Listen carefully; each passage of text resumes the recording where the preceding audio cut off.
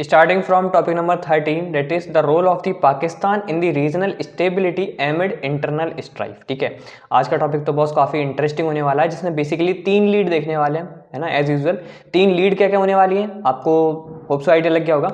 सबसे पहले हम देखेंगे कि भैया भी पाकिस्तान में जो भी पॉलिटिकल इंस्टेबिलिटी देखने को मिल रही है, ठीक है, एंड उसके जो भी कॉन्सिक्वेंसेस हैं वो है क्यों। इसमें हम बहुत सारी चीजें करेंगे। बांग्लादेश बलूचिस्तान लिबरेशन आर्मी है क्या, वो अलग होना क्यों चाहते हैं। आपको अगर आपको याद हो तो कल की न्यूज़पेपर में, इवन एसएससी पत्रिका में भी मैंने इसको इंक्लूड किया था, ठीक है। अभी रिसेंटली जो अटैक हुआ था, इसके साथ अभी जो रेलवे स्टेशन पर अटैक हुआ था, ठीक है, वहाँ पे बॉम्ब ब्लास्ट हुआ था। तो बहुत सारी चीजें देखने को मिलेंगी आज के इस टॉपिक में। सेकंड लीड होगी कि भैया जो लीड नंबर जो आपकी सेकंड होने वाली है कि भैया इंडिया का क्या क्या स्टैंड रहेगा और इंडिया इसमें कैसे अपनी एक अहम भूमिका प्ले कर सकता है इन दी जियोपॉलिटिकल वर्ल्ड, ठीक है। ऑब्वियसली बात है लीड नंबर थर्ड की आपकी जो भी जियोपॉलिटिकल इम्प्लीकेशंस है, मतलब ग्लोबल लेवल पे कैसे चीजें जा सकती हैं। जीआई का आप जियोग्राफिकल इंडिकेशन नहीं, आपकी जियोपॉलिटिकल इम्प्लीकेशंस जो भी हैं उस लेवल पे इंडिया कैसे जाके सारी चीज़ों को सही कर सकता है एंड साउथ एशिया का एक लीडर उभर के आ सकता है, ठीक है। कुछ ऐसी ऐसी चीज़ें आपको देखने को मिलेगी, हालांकि बहुत कुछ सीखने को मिलेगा। स्टार्ट करते हैं टॉपिक से, ठीक है। अभी रिसेंटली आपको पता होगा कि Balochistan liberation army that is BLA ने भैया कई सारे मिलिट्री फोर्सेस को, जो भी कि पाकिस्तान की मिलिट्री है या फिर जो पैरामिलिट्री फोर्सेस हैं, वहां पे भैया इन्होंने बहुत आतंक मचा रखा है। मतलब इंटरनल इंस्टेबिलिटी इतनी ज्यादा देखने को मिल रही है, बता नहीं सकते। अगर मैं आपको पाकिस्तान के बारे में बात करूं तो पाकिस्तान अभी मेनली 3 चीजों से जूझ रहा है, ठीक है। पहला क्या है, पॉलिटिकल इंस्टेबिलिटी, जो कि मेनली क्योंकि बीएलए के बारे में बात करने वाला है तो ऑब्वियसली बात है उसको रखने वाला हूं, that is Balochistan liberation army. Second भी है, सेकंड पॉइंट क्या है इनका, क्या है, इकोनॉमिक क्राइसिस। इकोनॉमिक क्राइसिस से सबसे ज्यादा जूझ रहे हैं। एंड थर्ड वन जो है दैट इज राइजिंग मिलिटेंसी, ठीक है। अच्छा भैया इनको आपने अलग अलग क्यों रखा है, आप चाहें तो सेम पॉइंट भी रख सकते हैं, बट लेकिन दोनों का ना मोटिव अलग होता है। मिलिटेंसी में कोई मोटिव नहीं होता यहाँ के, अगर इनकी पीपल से देखा जाए, मतलब बीएलए के अकॉर्डिंग देखा जाए तो कहीं ना कहीं उनकी बातें थोड़ी समझ में आती हैं एंड उनका शायद जायज तो नहीं कहूँगा, लेकिन हाँ तब भी जो हो रहा है वो सही भी नहीं है और ऐसा गलत भी नहीं है, ठीक है। होप सो आप भी समझ पाएंगे। चलो यार स्टार्ट करते हैं फ्रॉम द टुडेज सेशन, है ना। एग्जैक्टली है क्या एंड भैया आप बताना क्या चाह रहे हो, थोड़े अच्छे से एक्सप्लेन करो। देखो बॉस, उसको समझने के लिए ना आपको सबसे पहले क्या बताना चाहिए कि पाकिस्तान की जो भी डेमोग्राफिक सिचुएशंस हैं वो कैसी हैं। सबसे पहले बताता हूँ स्टेट क्या होता है भैया। स्टेट वो नहीं है जो हम अपने आर्टिकल नंबर 12 के अंदर पढ़ते हैं। अच्छा भैया आर्टिकल नंबर 12 हमारे इंडियन कॉन्स्टिट्यूशन का स्टेट क्या बोलता है, किसी को पता है तो बताएगा कमेंट सेक्शन में, ठीक है। स्टेट बेसिकली जो हम देखते हैं कि इंडिया के अंदर आपको मल्टीपल स्टेट देखने को मिलेंगे, उन्हीं को हम कभी किसी टाइम पे प्रोविंस कहते थे, ठीक है। प्रोविंस मतलब होता है भैया प्रांत, ठीक है। प्रोविंस मतलब प्रांत। अभी के टाइम पे अगर बांग्लादेश में देखें तो आपके जो पाकिस्तान में देखें तो पाकिस्तान में जो सबसे बड़ा प्रोविंस है दैट इज बलूचिस्तान प्रोविंस, ठीक है। अच्छा भैया अगर आप भैया थोड़ा मैप से समझा देंगे तो थोड़ा ज़्यादा क्लैरिटी मिल जाएगी। बिल्कुल बहुत समझा देते हैं, है ना। तो क्योंकि मैं अब रफली बनाने वाला हूँ मैप एंड सच मेरे को यार पाकिस्तान का इतना ज़्यादा मैप याद भी नहीं है, ठीक है। सो थोड़ा सा एडजस्ट करेंगे आप, ठीक है। Just a rough map of the Pakistan, थोड़ा सा बेटर ही बन गया, है ना। सबसे पहले देखते हैं ये वाला एरिया जो कि सबसे बड़ा प्रोविंस होता है, ठीक है। रफली ले रहा हूँ एंड आपका ये हो गया एक प्रोविंस। आपका ये एक छोटा सा एरिया कंट्रोल किया जाता है, फिर ये आपका एक छोटा सा बड़ा एरिया, फिर ये एरिया हो गया एंड अप्रॉक्सीमेटली ये एरिया हो गया, हाँ ठीक है। अब बात करते हैं कि भैया इन एरियाज में कंट्रोल कौन कौन करता है। सबसे पहले देखो सबसे बड़ा जो पाकिस्तान का सबसे बड़ा प्रोविंस है दैट इज बलूचिस्तान प्रोविंस। इसी के बारे में सबसे ज्यादा बात करने वाले हैं क्योंकि इन्होंने आतंक फैला रखा है, ठीक है।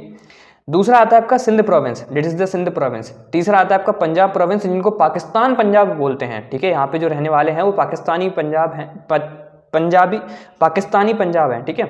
मतलब जो पाकिस्तान के पंजाब है वो रहते हैं, ऑब्वियसली बात है यहाँ पे। एंड मैं इनको हाईलाइट इतना ज़्यादा क्यों कर रहा हूँ क्योंकि जो बलूचिस्तान पीपल हैं और जो पाकिस्तान पंजाबी पीपल हैं, इन दोनों के बीच में ही सबसे ज़्यादा आपको कन्फ्लिक्ट देखने को मिलेगा।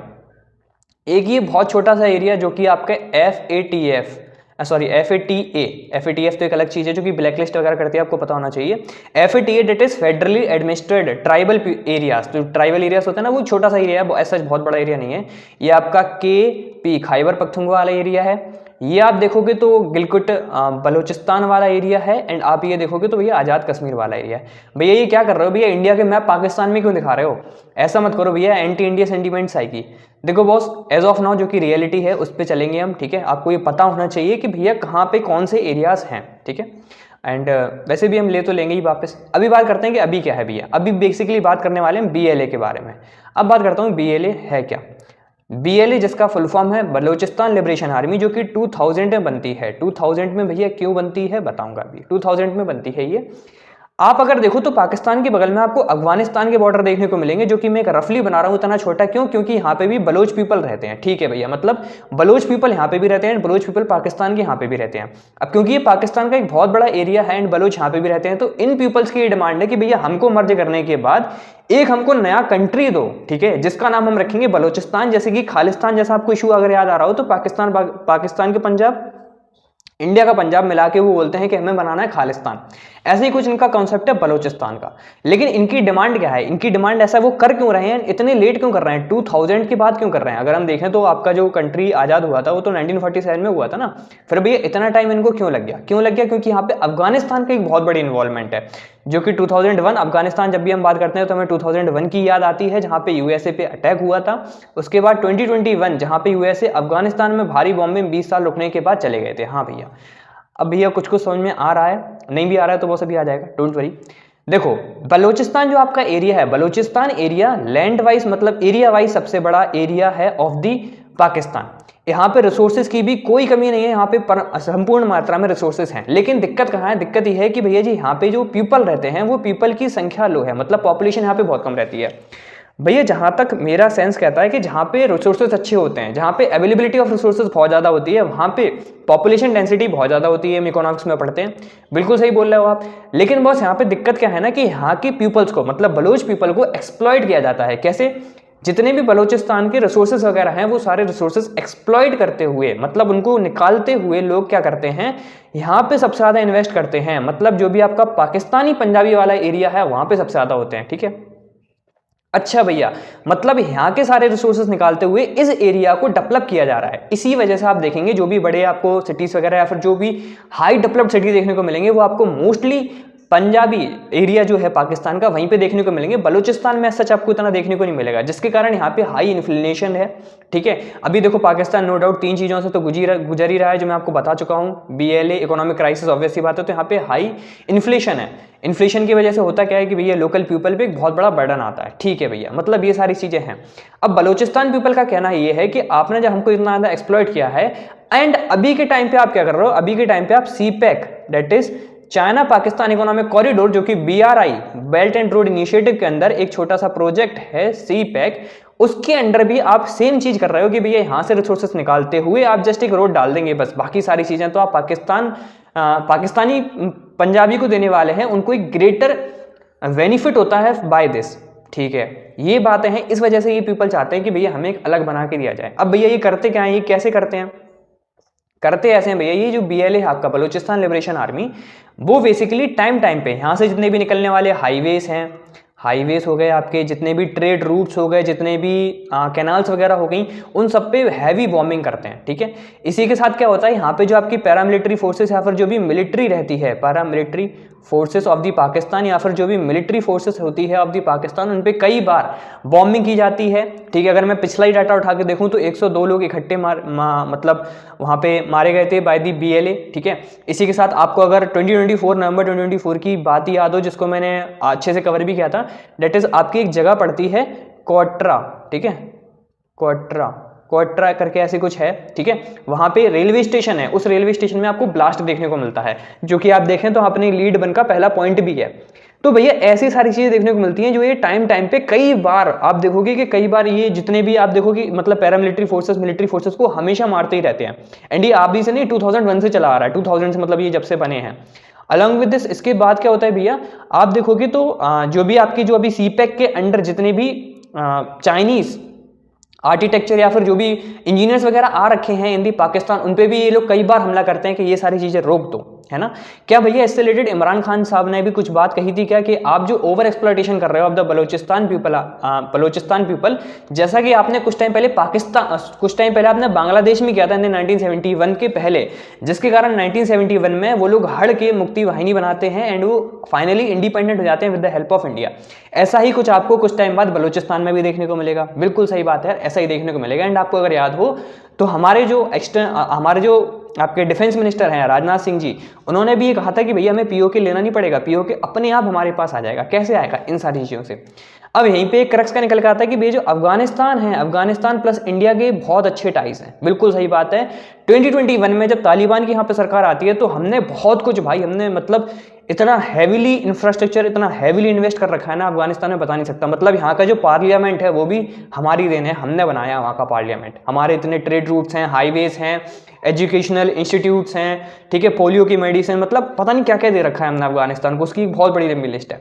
इसकी वजह से आप देखोगे तो विक्रम मिस्री साहब जो अभी रिसेंट विजिट पे भी थे, कहाँ की भैया, जो अभी मतलब बेसिकली विजिट नहीं, दुबई में जो विजिट हुई थी, दुबई में मतलब दोनों लोग मिलते हैं। विक्रम मिस्री कौन है? ये आपके फॉरेन सेक्रेटरी हैं ऑफ द इंडिया, जो कि पहले चाइना की हुआ करते थे 2000 आपके 20 के पहले, जब मतलब अपना गलवान क्लैशेस नहीं हुआ था उसके पहले। एंड अभी ये गई भी थी चाइना से रिलेटेड। इसलिए बोलता हूँ भाई जियो political master stroke series follow करा करो, ठीक है, सारी चीज इंटरकनेक्टेड होती हैं। अब भैया जो विक्रम मिस्री साहब एक बहुत बड़ा ओहदा होता है फॉरेन सेक्रेटरी का, ठीक है, ही इज मतलब लिटरली अ वाइस पर्सन। आप एक्सटर्नल अफेयर मिनिस्टर जैसे देख सकते हो उनको, ठीक है, मतलब वो जितने वाइस हैं वैसे ही कुछ कुछ है। अच्छा, अभी जो विजिट हुआ था उसमें अभी मुझे मतलब उनके साथ जो आपके तालिबान फोर्स, मतलब बेसिकली अफगानिस्तान के जो फॉरेन सेक्रेटरी है उनके साथ जब मीटिंग होती है तो भी ये बहुत सारे पॉजिटिव आउटकम्स निकल के आते हैं। बेसिकली दोनों कंट्रीज एक अलग तरह से डेवलपमेंट करना चाह रहे हैं, मतलब दोनों कंट्रीज साथ में ग्रो करना चाह रहे हैं, ठीक है। एंड यहाँ पे एक ये भी आ जाता है कि भैया अफगानिस्तान और पाकिस्तान में देखो तो हमेशा ये लोग एक दूसरे के ऊपर वो करते रहते हैं, स्ट्राइक, एयरफोर्स स्ट्राइक जो होती है, ठीक है, वो करते रहते हैं। इस वजह से दुश्मन का दुश्मन दोस्त भी हो जाता है, ठीक है। होप सो समझ गए होगे, मतलब बहुत कुछ मैंने एक्सप्लेन कर दिया, शायद कुछ अननेसेसरली भी बताया हो मे बी। अब देखते हैं कि भैया अब पॉइंट क्या है एंड हमें क्या पढ़ना है, ठीक है। सबसे पहले देखो जो भी अभी पॉलिटिकल इंस्टेबिलिटी है वो है क्यों एंड उसके क्या क्या कॉन्सिक्वेंसेस हैं वो हमें समझने हैं, ठीक है। मतलब बीएलए मैंने आपको इसलिए इतने डिटेल में समझाया जिससे आप समझ पाओ कि एग्जैक्टली वो कर क्यों रहे हैं, ठीक है, ऐसा हो क्यों रहा है। अब देखते हैं बलोचिस्तान अटैक।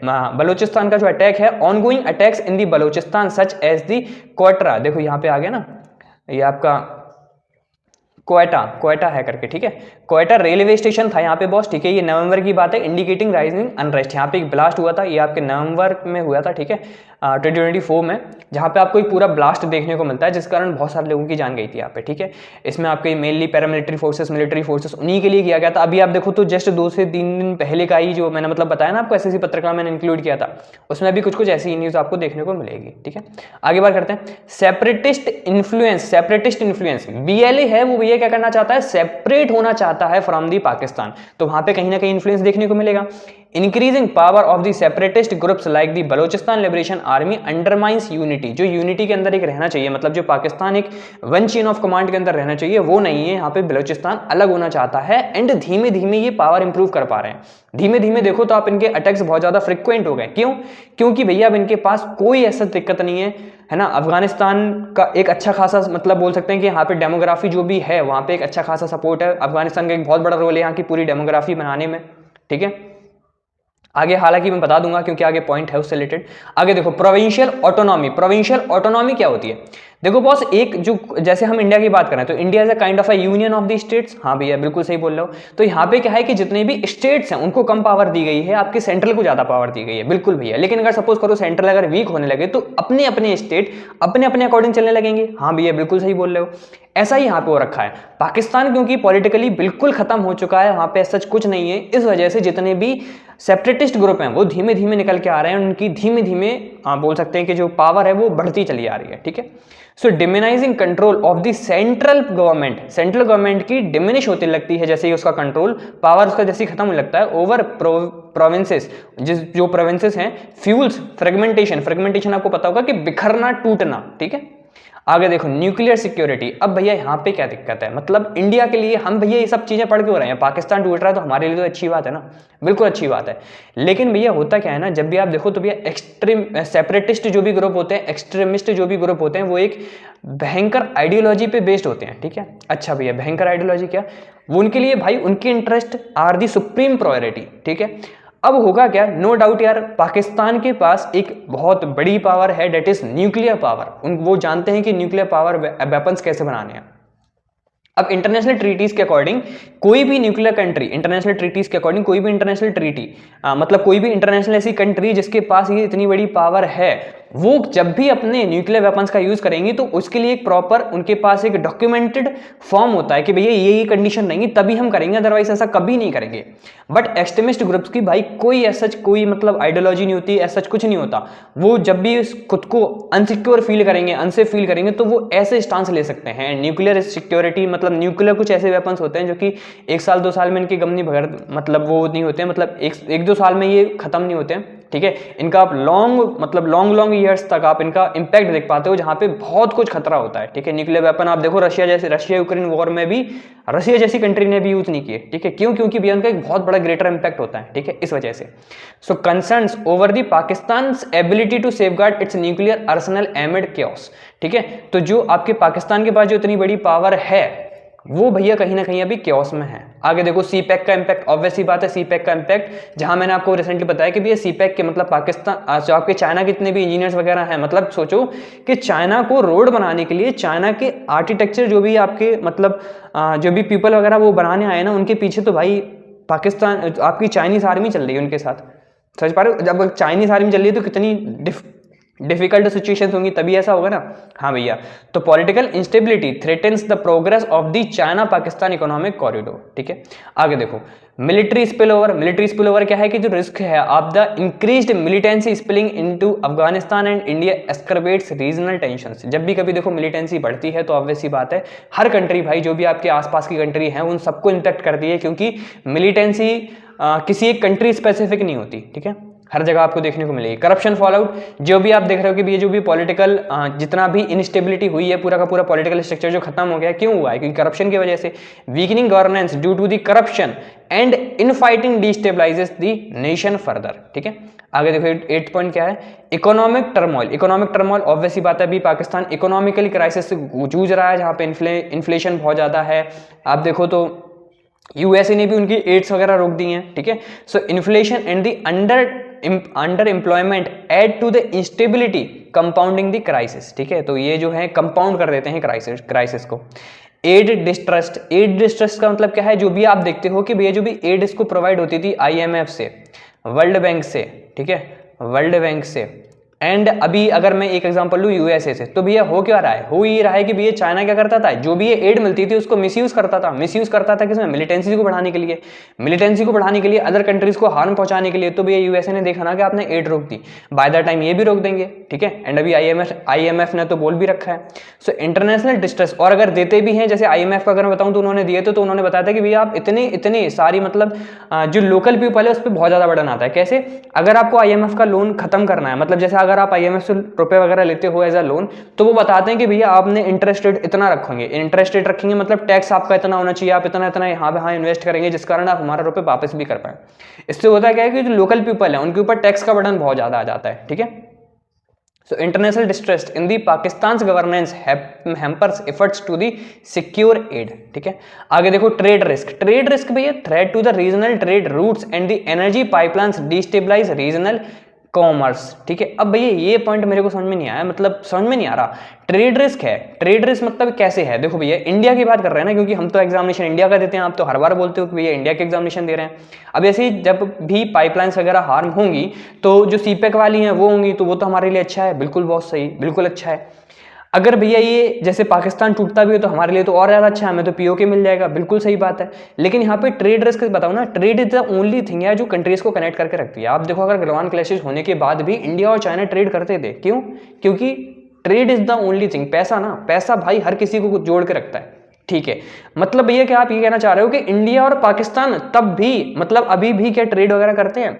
ट्रेड रूट्स का यूज करते हैं। जैसे एक बहुत अच्छा एग्जांपल आप देखो भैया स्पेस फ्लाइट, जो भी एयर स्पेस है, एयर स्पेस में नो डाउट एयर स्पेस तो ऐसा किसी का नहीं है ना, जिस भी कंट्री के ऊपर आप रहते हो हम यूज करते हैं, हम पाकिस्तान का एयर स्पेस यूज करते हैं, ऑब्वियस सी बातें करते हैं। दूसरा भैया आपको ही पता होगा करतारपुर कॉरिडोर, जिससे रिलेटेड हमने पहले एक सेशन भी करा था, ठीक है। करतारपुर कॉरिडोर जो कि वीजा फ्री एक बोल सकते हैं कॉरिडोर है, जहां पे इंडिया और पाकिस्तान के आसपास के पीपल जा सकते हैं, ठीक है, तो इसका हम यूज करते हैं। थर्ड वन क्या होगा? इंडस वाटर ट्रीटी है।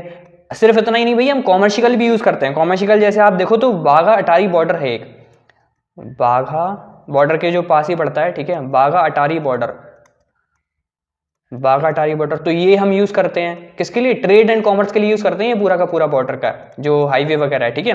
फिफ्थ अगर आप देखो तो कराची पोर्ट का हम बहुत एक्सटेंसिवली यूज करते हैं। अच्छा भाई हम कराची पोर्ट का भी यूज करते हैं क्या, बिल्कुल बॉस बिल्कुल करते हैं। आगे देखो, आगे अगर आपको मतलब ऑलमोस्ट सारे मैंने बता दिए जितने भी इंपॉर्टेंट हैं। इसके साथ मतलब कुछ पहले भी थे, जैसे आपको पता होना चाहिए कि रेलवे लाइन थी इंडिया एंड पाकिस्तान के बीच में, लेकिन बाय द टाइम वो डिस्टेबलाइज हो गई, ठीक है। सो ये सारे कुछ इंपॉर्टेंट पॉइंट्स थे related to the lead number 1, hope से समझ में आया होगा, ठीक है। अब बात करते हैं लीड नंबर 2 के बारे में। लीड नंबर 2 क्या कहना चाह रही है कि भाई इंप्लीकेशंस फॉर इंडिया, मतलब इंडिया के लिए क्या आएगी, सरदर्दी हो सकती है एंड इंडिया कैसे खत्म कर सकता है इन सारी चीजों को, ठीक है।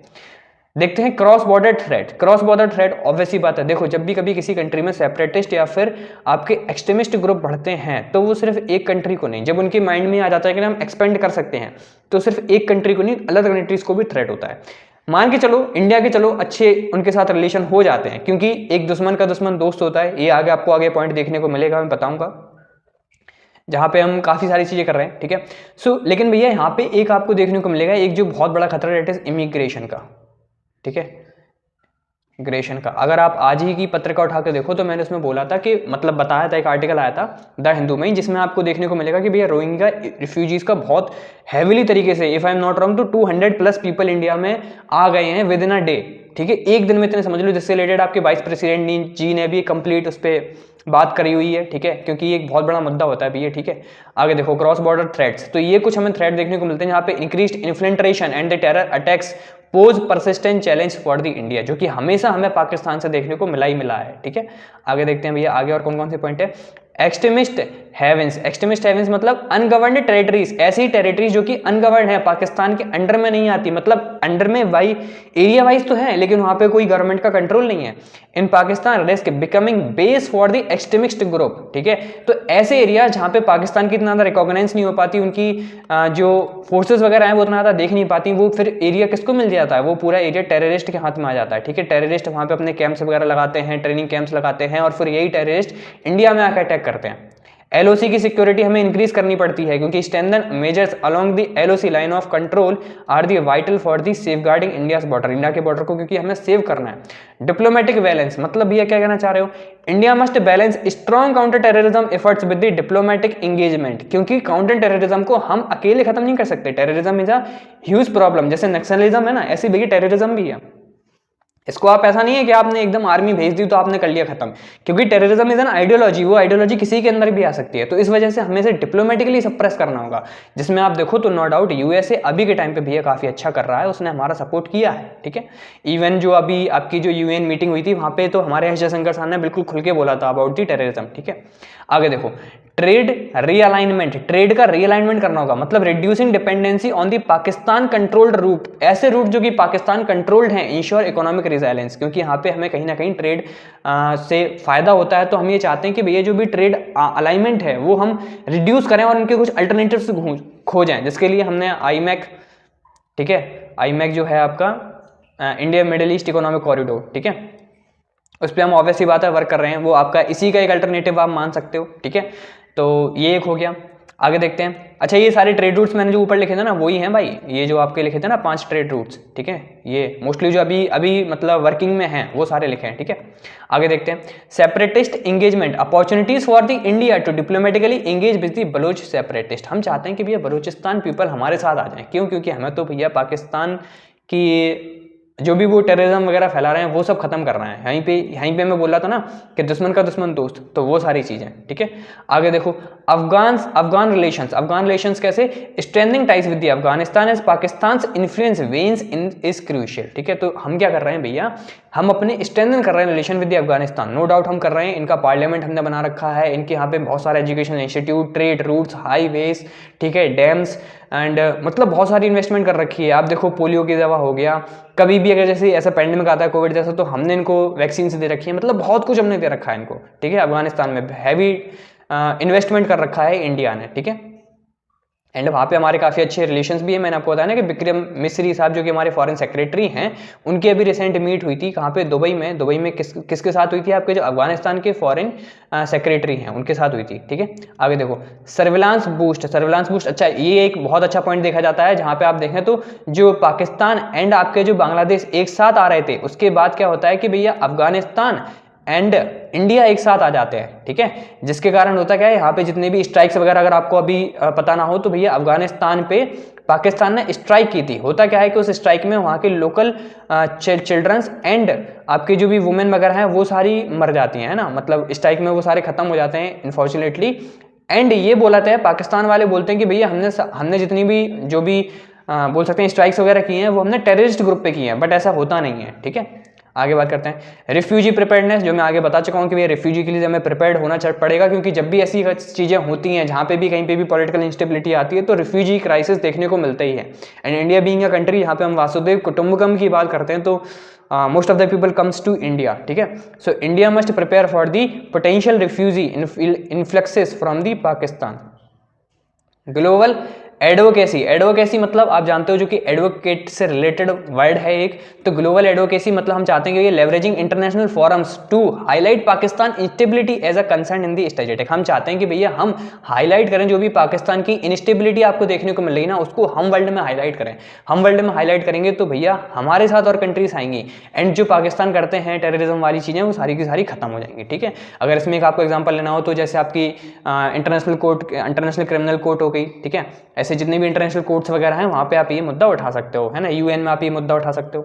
आगे बात करते हैं लीड नंबर थर्ड के बारे में, that is international perspective. International perspective के अकॉर्डिंग कैसे चीजें इंपॉर्टेंट हैं। सबसे पहले तालिबान का इन्फ्लुएंस, जैसा कि मैंने आपको स्टार्टिंग से बताया कि भैया तालिबान का इन्फ्लुएंस पाकिस्तान की डेमोग्राफिक सिचुएशन में बहुत बड़ा हाथ है, जहां पे आप देखते हो कि भैया BLA जो बनती है वो 2000 में बनती है, जहां पे अफगानिस्तान का बहुत बड़ा रोल था। So Taliban's role in shaping Pakistan's internal and the regional security dynamics is the pivotal। pivotal मतलब होता है बहुत ज़्यादा इंपॉर्टेंट। सेकेंड वन क्या है, चाइनीज लेवरेजेस। चाइनीज को लेवरेज मिल रहे हैं, क्यों? क्योंकि भैया उनके लिए तो कॉरिडोर जो भी उनका जो ट्रेड जो मतलब उसको जो उनको जो ट्रेड करने में जो बहुत ज़्यादा एक डेफिजिट देखने को, डेफिजिट तो नहीं करेक्ट वर्ड होगा कि जो उनका हैवी उनको इन्वेस्टमेंट करनी पड़ती है for the same trade route, है ना। मतलब जैसे सपोज करो अगर एक A से B जाना है, ठीक है, A से B जाना है, आप घूम के जाओगे तो आपको बहुत सारा खर्चा होगा, और अगर डायरेक्ट जाओगे तो कम खर्चा होगा। तो जो डायरेक्ट वाला जो है वो कैसे करा जा रहा है, पाकिस्तान के थ्रू, मतलब CPEC के through. So greater economic dependence on China amplifies Beijing's regional influence, ठीक है। तो इससे हो क्या रहा है कि भैया चाइना की जो रीजनल इन्फ्लुएंस है वो बढ़ रही है, क्योंकि वो इतना ज़्यादा हैवी डिप्लॉयड भी कर रखा है। अभी अगर इसका एक रिजल्ट एग्जाम्पल दूं तो भैया जो आपका कराची एयरपोर्ट है, ठीक है, कराची एयरपोर्ट से अभी एक रिसेंटली आपका जो फ्लाइट गई थी वो एक भैया एक कोई एयरपोर्ट पे गई थी, आई फॉरगेट द नेम यार, ठीक है, जैसे मेरे को याद आएगा मैं बताऊंगा, वैसे मैंने उसके बारे में एक सेशन कर रखा था। सो एयरपोर्ट पे जाती है वो भैया, एयरपोर्ट कंप्लीटली फंडेड है, किसके द्वारा, चाइनीज के द्वारा। मतलब एक एक पैसा सिर्फ चाइनीज ने दिया है, उसको यूज कौन करेंगे, पाकिस्तानी और एज वेल एज चाइनीज। और जब चाइनीज यूज करेंगे तो आप देखो ना, क्योंकि हमारे पास क्या 2.5 फ्रंट वॉर का हमेशा एक खतरा मंडराता रहता है, ठीक है। सो वहाँ पे कहीं ना कहीं हम चीज़ें देखनी होंगी हमें, जो हम पॉइंट्स ये सारे पॉइंट्स हैं जो हम इंटरनेशनल फोरम्स में उठा सकते हैं, ठीक है। आगे देखते हैं यूएस रिकैलिब्रेशंस। यूएस रिकैलिब्रेशंस मतलब जो यूएस है वो एडजस्ट करता है अपनी रिलेशनशिप को with the Pakistan amidst evolving counter terrorism priorities. भैया ये कैसा पॉइंट है, ये समझ में नहीं आया। देखो बॉस मैं आपको एक बताऊं, वैसे मैंने कई बार बता रखा है, जस्ट आफ्टर द 1947 के बाद दो कंट्री निकल के आती हैं, इंडिया एंड पाकिस्तान। हाँ भैया बिल्कुल सही कह रहे हो, इंडिया एंड पाकिस्तान निकल के आती हैं, इंडिया एंड पाकिस्तान। अब बेसिकली होता क्या है, जो अलाई आपने एक वर्ड सुन रखा होगा जो कि एक वेस्टर्न आइडियोलॉजी पे एक वर्ड है, ठीक है। उस टाइम पे दो जो बड़ी पावर थी, that is USA and USSR, ठीक है। हाँ भैया यूएसएसआर और रशिया बोल सकते हो, सोवियत यूनियन, ठीक है। उस टाइम पे भैया ये दो बड़ी पावर थी। अब दोनों बड़ी पावर चाहती थी कि भैया हमारे साथ कोई आए, जहां पे कोल्ड वॉर की चल रही थी चीजें, तो इंडिया ने ऐसा किसी को भी चूज करने से मना कर दिया। अब क्योंकि इंडिया डेमोक्रेटिकली कंट्री निकल के आ रही थी, इंडिया का इन्फ्लुएंस बड़ा था, इंडिया के पास आर्मी बड़ी थी, सारी चीजें थी, तो यूएसए क्या करता है, यूएसए भैया पाकिस्तान को सपोर्ट करने लगता है, क्योंकि पाकिस्तान यहाँ पे इनके साथ मिल जाता है। अब पाकिस्तान के सपोर्ट से जो भी आपने स्टार फाइटर जेट्स वगैरह वगैरह देखे थे, तो यहाँ पे हैवी डिप्लॉयमेंट देखने को मिलती है। अब क्योंकि उस टाइम पे हम जस्ट निकले थे और हम इन सारी चीज़ों के लिए प्रिपेयर नहीं थे, तो अनफॉर्चुनेटली हमें फिर यूएसए के आपकी जो रशिया है उसके साथ जाना पड़ता है, ठीक है। ऐसा इनिशियली ये था कि भैया हम किसी के साथ नहीं जाएंगे, बट ड्यू टू कंडीशंस, हालातों के मद्देनजर रखते हुए हमें यूएसएसआर के साथ जाना पड़ता है, ठीक है। उस टाइम पे जैसा आप आज इंडिया देखते हो, जो इंडिया की influence all over the world, उस टाइम पे वो इन्फ्लुएंस पाकिस्तान की हुआ करती थी। लेकिन पाकिस्तान को जो भी एड वगैरह दी गई, पाकिस्तान को जो भी रिक्वायरमेंट्स थी, वो सारी चीज़ें प्रोवाइड की गई, उसको उसने गलत तरीके से यूज़ किया, टेररिज्म को प्रमोट किया, जिसके कारण अल्टीमेटली आगे जाकर उनको बहुत सारे कॉन्सिक्वेंसेज भुगतने पड़े। इस वजह से आप देखते हो कि आज भैया यूएसए की जो आइडियोलॉजी है वो चेंज होती है। लेकिन हम ये भी देखते हैं कि भैया ये पार्टी के अकॉर्डिंग होती है। ट्रम्प साहब जहाँ पे इतना ज़्यादा नहीं करते, वहीं पे आप देखो तो दूसरी पॉलिटिकल पार्टी वहाँ पे करती है ना। आगे देखो जीसीसी रीवैल्यूएशन भी है। जीसीसी क्या है? जीसीसी क्या है भैया? जीसीसी आपकी जो गल्फ कंट्रीज कॉर्पोरेशन, ठीक है, जो गल्फ कंट्रीज उनका एक जो कॉर्पोरेशन है उसको जीसीसी बोलते हैं। अब गल्फ कंट्रीज के पास क्या है भैया? भर भर के तेल है, एंड क्योंकि मोस्टली गल्फ कंट्रीज आपकी मुस्लिम कंट्रीज हैं, मुस्लिम मेजोरिटी कंट्री आपकी पाकिस्तान भी है, तो इनिशियली क्या था, इनके पास ट्रेड बहुत अच्छा आता था, क्योंकि देखो हर चीज़ें पैसे से चलती है। ट्रेड बहुत अच्छा आता था इनको, मतलब लो अमाउंट पे वो सारे रिसोर्सेस मिल जाते थे। इस वजह से जो जीसीसी का रीवैल्यूएशन है, मतलब बाद में इन्होंने रीएवैल्यूएट किया। क्यों? क्योंकि जो गल्फ नेशंस थे reconsider investment as the Pakistan stability falters. Falters का अगर मैं एक वर्ड बताऊं तो हिचक बोलते हैं इसको हिंदी में। बेसिकली होता क्या है कि भैया जब जीसीसी यहाँ पे हैवी इन्वेस्ट करते थे इनिशियली, लेकिन जैसे जैसे वहाँ पे पॉलिटिकल सिचुएशंस बिगड़ती गई, टेररिज्म को ये फंड करते गए, अफगानिस्तान के साथ चीज़ें बिगड़ती गई, तो उन्होंने सोचा क्यों ना भैया ऐसा तो नहीं है कि भैया हम जो इन्वेस्टमेंट कर रहे हैं वो हमारा पैसा यहाँ पे दब जाए। ठीक है, इन्वेस्टर के लिए मोस्ट इंपॉर्टेंट ये होता है कि भैया अगर हम कहीं पर इन्वेस्ट कर रहे हैं तो हमें वहाँ से रिटर्न बहुत अच्छे आने चाहिए, या फिर तो भैया आपके पास इतना ज़्यादा पैसा हो कि कुछ कहना ही नहीं। जैसे कि सीपैक वगैरह में, सीपैक का ऑब्वियस ही बात है एक्सटेंसिवली यूज़ कौन करेगा? चाइना करेगा। तो या तो फिर ऐसी कंडीशन हो तो वहाँ पे सीपैक का रीएवोल्यूशन देखने को मिलता है हमें। ठीक है, इसी पॉइंट्स को हम यूज़ कर सकते हैं, इन्हीं पॉइंट को अपने आप को एज अ साउथ एशियन का लीडर दिखाते हुए कि भैया चाइना के जहाँ पे पाकिस्तान को ये सारी कंट्रीज सपोर्ट करती थी, आज इंडिया को करती हैं। क्यों? क्योंकि इंडिया ने ये स्टेप्स लिए हैं। ठीक है, फिफ्थ वन को क्या हो सकता है? UN mediation that is United Nation mediation. तो UN involvement in the addressing Balochistan conflict gain importance. अगर यूएन इस मुद्दे को उठाता है तो भैया इसको एक ग्लोबल इंपॉर्टेंस मिलने वाली है, जहां पे चीजें सही हो सकती हैं आगे जाके। ठीक है, आगे क्या है? सिक्स्थ, आर्म्स प्लोरीफरेशन का बेसिकली आर्म्स प्लोरीफरेशन का मीनिंग होता है Arms proliferation refers to the unchecked distribution and the acquisition of the small arms, heavy weapons and even nuclear technology। मतलब जितने भी आपके वेपन्स वगैरह हैं वो ये किसको जा रहे हैं किसी को नहीं पता, बस जा रहे हैं, किसी को भी दे जा रहा है। वो एक्सट्रीमिस्ट ग्रुप हो सकते हैं, वो टेररिस्ट हो सकते हैं, इवन इसमें न्यूक्लियर पावर जो ग्रुप्स होते हैं, मतलब न्यूक्लियर पावर जो भी वेपन्स होते हैं वो भी इसमें आ जाते हैं। मतलब हैवी छोटे छोटे और बड़े से बड़े से वेपन लेके, छोटे से छोटा और बड़े से बड़ा सारे वेपन्स जब कभी ऐसे ही डिस्ट्रीब्यूट कर दिए जाते हैं तो उसको हम प्लोरीफरेशन बोलते हैं। ठीक है, so concern rise over the spread of the weapons in the destabilized Pakistan. Destabilized Pakistan में ये हमेशा डर बना रहता है कि ऐसा ना हो भैया कि कोई सेपरेटिस्ट या फिर एक्सट्रीमिस्ट ग्रुप के पास ही सारी सी पावर चली जाए। ईरान के साथ रिलेशन इंडिया के लिए एक पॉइंट है कि भैया जो भी क्रॉस बॉर्डर इश्यूज देखने को मिलते हैं, strain Pakistan ties with the Iran. Strain माने होता है तनाव या फिर खराब हो जाने रिलेशन। तो ईरान और पाकिस्तान के रिलेशन तो ऐसे जितने ज़्यादा अच्छे नहीं है, लेकिन हमारे अच्छे हैं क्योंकि हम चाबार पोर्ट वहाँ पे बना रहे हैं। एंड उसी में अफगानिस्तान का भी बहुत बड़ा रोल आ जाता है, क्योंकि अफगानिस्तान अगर सपोर्ट करेगा तो ऑब्वियसली बात है हम वहाँ पे एक अच्छी रीजनल एबिलिटी बना पाएंगे, है ना, बहुत सारी चीज़ें अच्छी हो पाएंगी। 8th पॉइंट क्या है? Piece credibility. पीस क्रेडिबिलिटी कैसे? पाकिस्तान से diminished credibility impact its participation in the peace initiatives.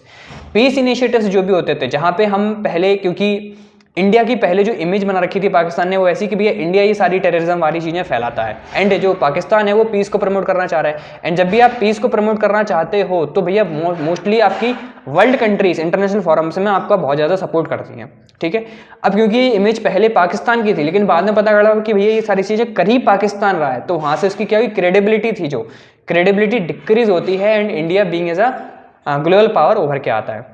Bloch advocacy, just यार ऊपर वाला पॉइंट है एडवोकेसी से रिलेटेड कि increased global advocacy for the Baloch independence garners attention. अगर बलोच की इंडिपेंडेंसी को हम अगर इंटरनेशनल फोरम्स में उठाते हैं तो एक इसको इंपॉर्टेंस मिलने वाली है, एंड अगर वो चीज़ें सही रहती हैं तो फिर बलूचिस्तान बन भी सकता है। ठीक है, इंडिया के लिए भैया क्या अपॉर्चुनिटी है? तो मोस्ट इंपॉर्टेंट पॉइंट जो कि हमारे लिए इंपॉर्टेंट है, इसको मैं हाईलाइट कर देता हूँ कि भैया इंडिया के लिए this is the most welcome opportunity, जहाँ पे हम एज अ ग्लोबल पावर निकल के आ सकते हैं, साउथ एशिया को एज अ लीडर की तरह उभर के दिखा सकते हैं। ठीक है, तो इंडिया का निकल के आएगा साउथ एशिया का लीडर। ठीक है, इंडिया साउथ एशिया का लीडर, और नो डाउट हम इसमें बहुत अच्छा कर भी रहे हैं। ठीक है, इंडिया क्या है? साउथ एशिया का लीडर निकल के आएगा।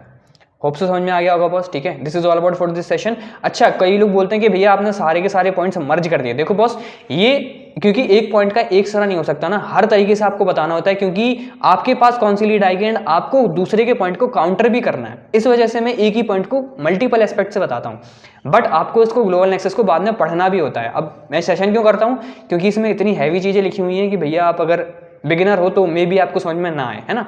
इस वजह से पहले सेशन देखना होता है, उसके बाद आपको ये पढ़नी भी होती है, तब जाके आप इसका 100% यूटिलाइजेशन कर पाओगे, ठीक है। So this is all about for this session. मिलते हैं नेक्स्ट वीडियो में with some amazing innovative content.